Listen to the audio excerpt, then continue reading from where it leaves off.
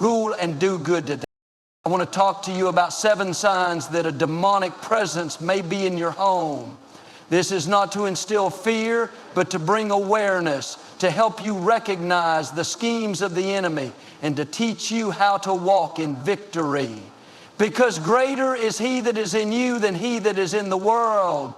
You have authority through Jesus Christ to cast out every force of darkness. You may have nights where sleep seems impossible.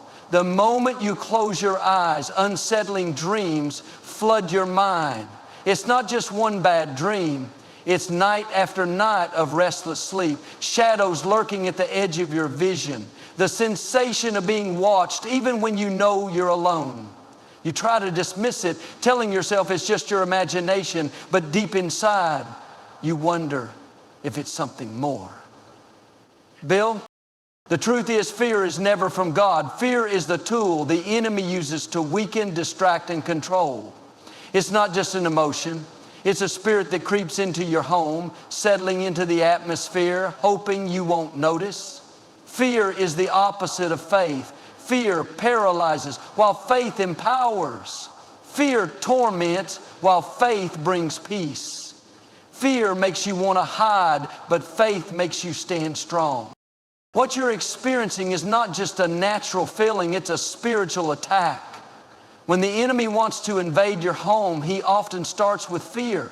He knows that if he can get you to accept it, to live with it, he can take away your peace, your joy, your confidence in God. He wants you to believe that this fear is just a part of life, that it's something you have to endure. But that's not the truth. You were not created to live in fear. You were created to walk in victory. When you sense something isn't right in your home, fear or anxiety seems to settle in, don't ignore it. Don't accept it as normal. You have the authority to stand against it.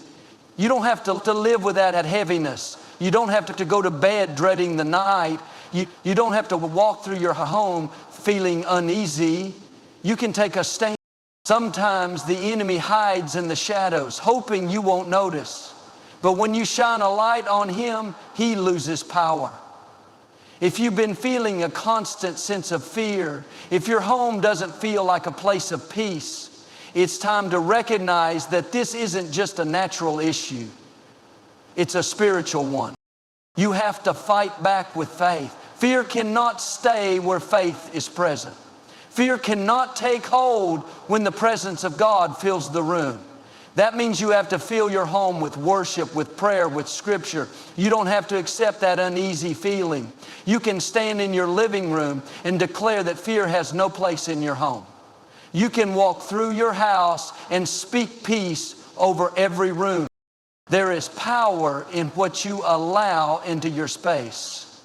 If you want your home to be a place of peace, you have to surround yourself with things that invite God's presence. Play worship music. Read the Word of God out loud. Pray over your home. Walk through each room and declare that fear must go. You may not see anything change right away, but in the spiritual realm, things are shifting. The enemy knows when he is no longer welcome. Fear comes through open doors. It could be what we watch, what we listen to, or even things we bring into our home. Be mindful of what you allow into your space. The atmosphere of your home is important. If you want it to be a place of peace, fill it with things that bring peace. Fill it with God's presence. You don't have to live with fear. You don't have to spend your nights feeling tormented. You don't have to let anxiety control you. You have the power to take back your home. Speak life over it. Speak peace over it. Declare that your home is a place of safety, of joy, of rest. The enemy has no authority where God's presence is strong. When you lie down, declare that you will rest in peace. When you walk through your home, declare that fear has no place there. You are not weak, you are strong. You are not defenseless, you are covered by God. You don't have to live in fear. You can walk in faith, knowing that no weapon formed against you will prosper. The battle has already been won and victory belongs to you. There are moments when strange things happen around you and you can't quite explain them. Maybe it's a sound of footsteps when no one is there, objects moving on their own, lights flickering unexpectedly, or doors slamming shut with no wind in sight. At first, you try to rationalize it. Maybe it's just the house settling. Maybe you're imagining things, or maybe it's just a coincidence. But deep inside, something feels off. You see, the enemy works in deception. He wants you to dismiss these signs, to believe that they are nothing, to ignore the feeling in your spirit that tells you something isn't right. But there are moments when you have to open your eyes and recognize that what's happening is not just physical, it's spiritual. When a dark presence enters a home, it often makes itself known through strange manifestations. These aren't just random occurrences. They are meant to create fear, to make you feel powerless, to convince you that something stronger than you is in control. But let me remind you, you don't have to live in fear. You don't have to accept the enemy's tactics. You don't have to sit back and wonder what's happening in your home. You can take action. When things begin to move on their own, when unexplained noises disturb your peace, when shadows seem to lurk in the corners of your house, don't let fear take hold. Fear is what the enemy wants. Fear is what gives him power. But you were not created to live in fear. You were created to live in faith. You have authority over your home, over your space, over the atmosphere around you. The first thing you need to do is recognize what's happening. The enemy thrives in secrecy. He wants you to ignore it, to keep living as if nothing is wrong, because as long as you do that, he has a foothold. But the moment you recognize it, the moment you call it out, the power of deception is broken. Darkness cannot hide when light shines on it. You have to declare authority over your home. Your house is not a place for the enemy. Your space is not a playground for darkness. You have the power to take back the atmosphere of your home. Walk through every room and declare peace. Speak the name of God over your household. Say out loud, no darkness has any place here. No spirit of fear, no spirit of confusion, no spirit of torment is welcome in my home. When you do that, things begin to shift. There's power in what you allow into your space. If you want your home to be filled with peace, then you have to fill it with the presence of God. Play worship music, read scripture out loud, pray over every room. Let your home be a place of light, a place of rest, a place where the enemy has no authority. These manifestations are a sign that something in your home is attracting the enemy's presence. Look around. Are there objects, books, or things in your house that invite darkness? Are there things that glorify fear, that open doors to spirits that should not be there? What you allow into your home matters. What you watch, what you listen to, what you entertain, it all sets the atmosphere. If you want peace, you have to remove anything that invites unrest. You don't have to live with strange things happening in your home. You don't have to sleep at night wondering if something is watching you. You don't have to accept a spirit of fear. You can stand strong knowing that you are not weak. You are not powerless. You are covered. No darkness can stand against the light that is within you. So tonight, as you walk through your home, don't walk in fear. Walk in faith. Take back your space. Declare peace. Declare victory. Declare that no weapon formed against you shall prosper. When you do, the enemy has no choice but to leave. Darkness cannot stay where light is present. You are not alone. You are not defenseless. You are protected. You are strong, and you are victorious. There are times when you walk into your home, and instead of feeling peace, you feel a heaviness. It's not something you can see, but you can sense it. Maybe there's tension in the air, arguments happening for no reason, a weight pressing down on you that you just can't explain. You try to shake it off, but no matter what you do, it lingers. This isn't just a bad mood. This isn't just stress. Sometimes what you're feeling is a spiritual presence that is working against you. The enemy loves to operate in confusion. He loves to create division, to stir up conflict, to plant seeds of doubt, anxiety, and fear. If your home feels like a battlefield, if it seems like every conversation turns into an argument, if there's no peace, no joy, no rest, then something is trying to disrupt the harmony in your home. You don't have to accept it. You don't have to live in a place where there is no peace. Your home should be a refuge, a place of comfort, a place where you can rest and recharge. The enemy knows that if he can steal your peace at home, he can weaken you everywhere else. He wants you to feel drained, exhausted, emotionally overwhelmed, so that you don't have the strength to stand against him. But you don't have to give in. You can take back the atmosphere of your home. Recognize the source. The enemy works in distraction. He wants you to think it's just life, just circumstances, just stress. But when arguments keep happening for no reason, when negativity fills your home, when everyone seems on edge, that's not just life, that's a spiritual battle. And the moment you recognize it, you take away the enemy's power. Next, take action. Peace doesn't just happen. You have to create it. You have to speak it into existence. Walk through your home and declare peace. Pray over every room. Speak words of life over your household. If you've been arguing with someone, choose to forgive. Choose to bring unity. The enemy thrives in division, but when you bring love, when you bring understanding, when you bring kindness, he loses his grip.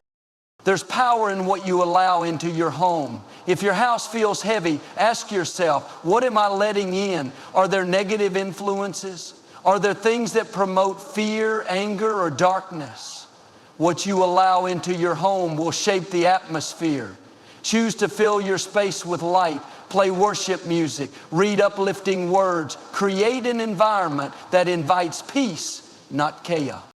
When you make the decision to take back your home, you're sending a message. You're saying, this is a place of peace. This is a place of love. No spirit of confusion, no spirit of division, no spirit of fear has any place here. And when you do that, something begins to shift. The enemy can't stay where he's not welcome. He can't operate in an atmosphere of faith. He can't bring division where there is love. He can't bring fear where there is trust. So tonight, choose to take back your home. Choose to set the atmosphere. Choose to stand strong and declare that no matter what comes, your home will be a place of peace, a place of joy, a place where the enemy has no power. You are not weak. You are not powerless. You are covered. You are protected. And you have the authority to shift the atmosphere. Stand strong, speak life, and take back what belongs to you. The battles we face are not just physical or emotional, but spiritual. There are unseen forces that try to work against us, trying to bring confusion, discouragement, and defeat. If you've been feeling like everything in your life is under attack, your peace, your relationships, your finances, your health, then it's time to recognize that you are in a spiritual battle. The enemy doesn't attack people who have no purpose. He goes after those who are called, those who are destined for something greater. If you're facing unusual struggles, if you've been experiencing setbacks that don't make sense, if it feels like you're being drained emotionally, mentally, and spiritually, then there may be a force at work trying to hold you back from stepping into what. But here's the good news. You are not powerless. You are not alone. You have the authority to break every stronghold that's trying to come against you. The first step is to recognize the attack.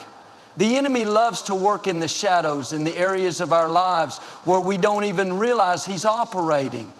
He wants you to believe that the struggles you're facing are just bad luck, just unfortunate circumstances, just a season of difficulty.